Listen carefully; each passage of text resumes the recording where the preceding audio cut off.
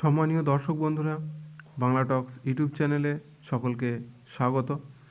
বন্ধুরা, আপনারা শুনেছেন যে পিএম কিষাণে 6,000 টাকা থেকে 9,000 টাকা করা হয়েছে এবং 9,000 টাকা এখনও দেওয়া হয়নি, কিন্তু সেই টাকা 6,000 টাকা থেকে বেড়ে বছরে 9,000 টাকা করা হয়েছে। সেই টাকা 9,000 টাকা থেকে আবার সেই টাকা বাড়িয়ে 12,000 টাকা করা হয়েছে। হ্যাঁ, সত্যি করি আপনারা বছরে 12,000 টাকা পেতে চলেছেন প্রধানমন্ত্রী কিষাণ সম্মান নিধি যোজনায়।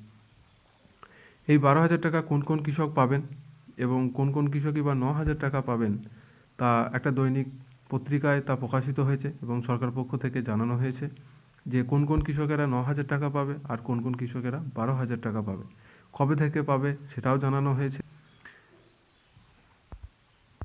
এই টাকা আপনারা কবে থেকে পেতে শুরু করবেন তা আমি দেখাচ্ছি আমার এই ভিডিওতে।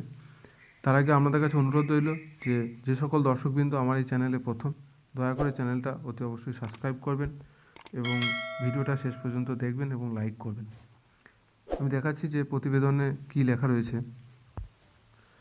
দরজায় কড়া নাড়ছে লোকসভা ভোট, তারই আগে মহিলা কৃষকদের নগদ অনুদান বাড়িয়ে 12,000 টাকা করা হতে পারে সূত্রে খবর।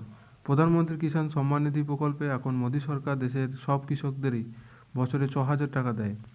সংবাদ সংস্থা রয়টার্সের দাবি, জমির মালিকানা থাকা মহিলা চাষিদের ক্ষেত্রে তা দ্বিগুণ করার কথা চিন্তাভাবনা করা হচ্ছে বলে জানিয়েছে সংশ্লিষ্ট সূত্র মারফত খবর। বিরোধী শিবিরে কটাক্ষ, চড়া মূল্যবৃদ্ধি ও বেকারত্ব ক্ষতে মলম লাগিয়ে মহিলাদের ভোট টানতে চেষ্টা করছে কেন্দ্র। হাতে নগদ বৃদ্ধির ভাবনা চিন্তা ব্যালট বক্সের দিকে তাকিয়ে। সে কারণে রান্নার গ্যাসের দাম কমানো হয়েছে, যদিও মাত্র 200 টাকা। দেশবাসীর লাভ সামান্য হয়েছে। মধ্যপ্রদেশেও মহিলাদের হাতে নগদ যোগানের প্রকল্পে এনেছে সাফল্য। সূত্র জানিয়েছে বাজেটে এই সামনে যে বাজেট রয়েছে সেই বাজেটে কৃষকদের অনুদান বৃদ্ধির প্রস্তাব থাকতে পারে।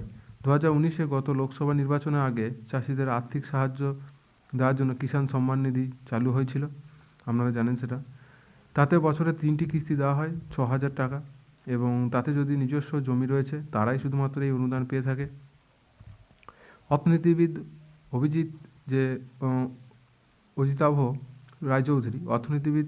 অজিতাভ রায়চৌধুরী দাবি করেন যে মহিলাদের ক্ষমতায়ন লক্ষ্য করে কেন্দ্রে বিভিন্ন কাজে তাদের মজুরি পুরুষদের সমান করার ব্যবস্থা করুক, কারণ এখনও বহু ক্ষেত্রে এই বৈষম্য তীব্র।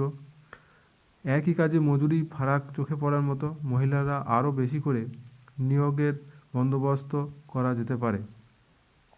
তাতে দীর্ঘকালীন ভিত্তিতে সমস্ত মহিলারা কর্মীরাই উপকৃত হবেন।